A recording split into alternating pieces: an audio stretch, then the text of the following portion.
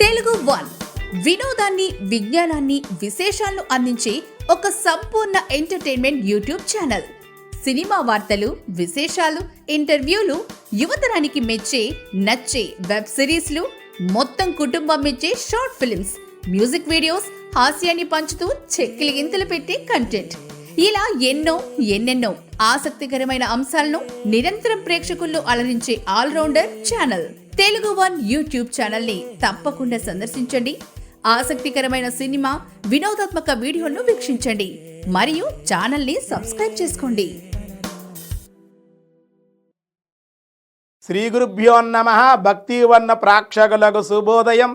15/11/2024 స్వస్తి శ్రీ చాంద్రమానం క్రోధినామ సంవత్సరం దక్షిణాయనం శరదృతువు కార్తీక మాస శుక్లపక్ష పౌర్ణమి. కార్తీక పౌర్ణిమ శుక్రవారం. పౌర్ణమి తెల్లవారుజామున అంటే రాత్రి తెల్లవారుజామున 3:07 వరకు పూర్తిగా ఉంది. భరణీ నక్షత్రం రాత్రి 10:37 వరకు. అనంతరం పౌర్ణమి కాబట్టి రాత్రి కృత్తికా నక్షత్రం కూడా రాత్రి 10:37 తర్వాత ఉంది కాబట్టి చంద్రుడిని ఆరాధించే వాళ్ళు రాత్రి 10:37 10:30 ఆ ప్రాంతం పూజ ప్రారంభించుకుంటే మంచిది. కృత్తికా నక్షత్రం ఉంటుంది. వర్జం ఈరోజు ఉదయం 9:07 నుండి 10:37 వరకు. దుర్ముహూర్తం ఉదయం 8:22 నుండి 9:07 వరకు. మళ్ళీ మధ్యాహ్నం 12:06 నుండి 12:51 వరకు దుర్ముహూర్తాలు. సూర్యోదయం 6:08, సూర్యాస్తమయం 5:21. అమృత గడియలు సాయంత్రం 6:07 నుండి రాత్రి 7:35 వరకు.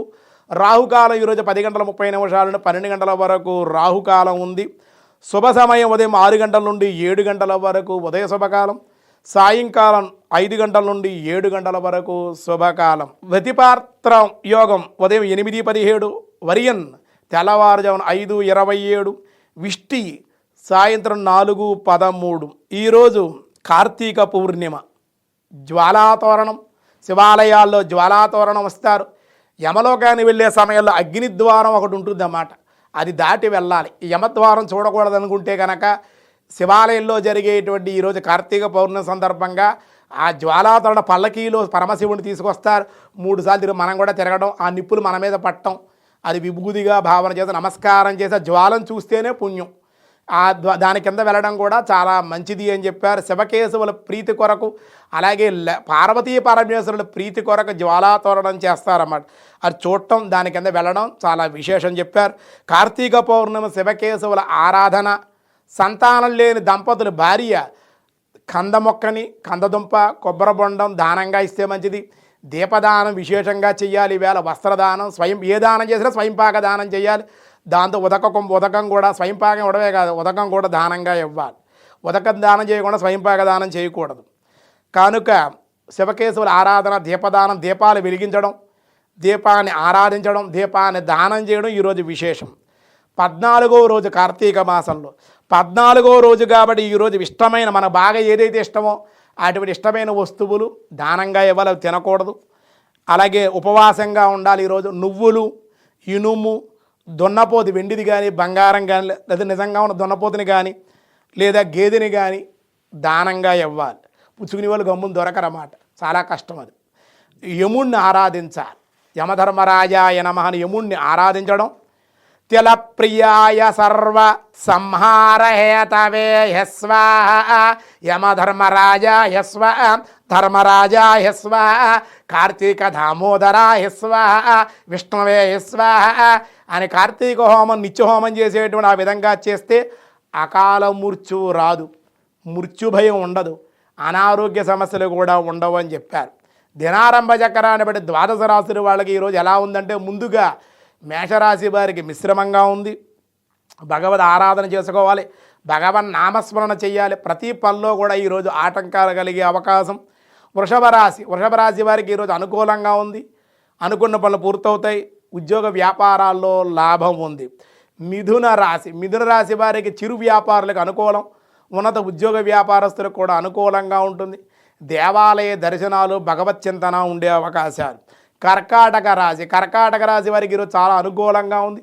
దేవాలయ దర్శనాలు, పుణ్యక్షేత్ర సందర్శనలు, బంధుమిత్రుల సంగమం ఆనందాన్ని ఇచ్చే అవకాశం ఉంది.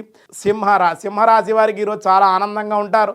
సంతోషంగా ఉంటారు, శుభవార్తలు వింటారు, శుభకార్యాల్లో పాల్గొంటూ ఉంటారు, పుణ్యక్షేత్రాలు దేవాలయ దర్శనాలు చేసే అవకాశం ఉంది. కన్యారాశి వారికి కూడా చాలా అనుకూలంగా ఉంది. పుణ్యనదీ స్నానాలు, దేవాలయ దర్శనాలు, అలా విశేషంగా ఆనందంగా సుఖంగా ఉండే అవకాశం, అప్రయత్న కార్యలాభాలు ఉన్నాయి. తులారాశి వారికి కూడా అనుకున్న పనులు అనుకున్నట్లుగా పూర్తవుతాయి.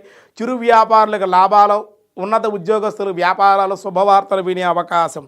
వృశ్చిక రాశి వారికి వ్యాపార లాభాలు ఉన్నాయి, ఉన్నత ఉద్యోగ శుభవార్తలు వినే, నిరుద్యోగులు ముఖ్యంగా శుభవార్తలు వినే అవకాశం. వ్యాపారంలో ధనలాభం, 4 రకాలుగా ధనం అందే అవకాశం. రుణాలు ఏమైనా చేసి ఉంటే ఈరోజు తీర్చే అవకాశం ఉంది.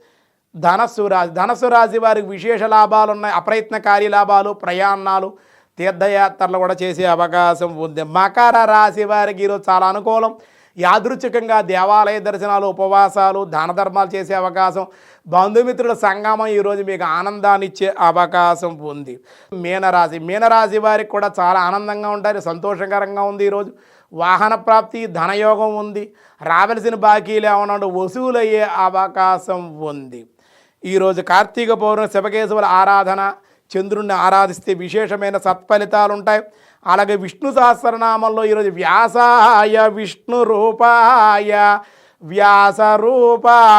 విష్ణవే సహస్రమూర్ధ ఓం సహస్రమూర్ధ్యే నమః. వేల కొలది శిరస్సులతో బాసిల్లేటువంటి వాడు పరమాత్మ కనుక సహస్రశీరుషా పురుష అనే మనకు వేదంలో చెప్పినట్లుగా సహస్రాక్ష సహస్రపాద అను సహస్ర అని వేదంలో పురుష సూక్తంలో మనకి వివరించారు. కనుక మనకి ఈ విధంగా విశ్వరూపుడు, వర్ణనాతీతుడు, అనంత స్వరూపుడు, సహస్రనేత్రుడు, సహస్రశీర్షుడు, సహస్రపాదుడు పరమాత్మ కనుక ఆయన అందుకే భగవద్గీతలో కూడా అందుకే అనేక బాహు ధరవ్రక్త నేత్రం అంది. అనేక బాహువులు, అనేక శిరస్సులు, అనేక నేత్రాలు కలిగినటువంటి వాడు పరమాత్మ కనుక సహస్రమూర్ధ అన్నారు. అంతేకాదు విశ్వాత్మ ఓం విశ్వాత్మనే నమః. నామరూపాత్మకమైనటువంటి విశాలమైన విశ్వమంతయు కూడా భగవత్ స్వరూపమే.